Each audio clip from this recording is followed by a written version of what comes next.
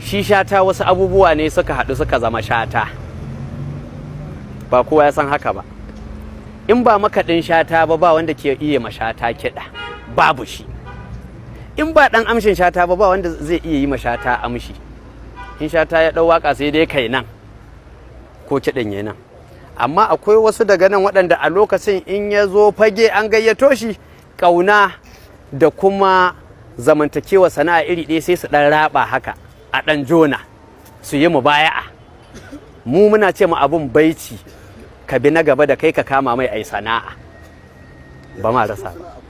Akwai wasu musamman ga dattijo daga can gehe, ga mabiyin shi daga nan, ga wannan bawan Allah mai sunan malam ko, ga kuma malam Sula Ƙaraye.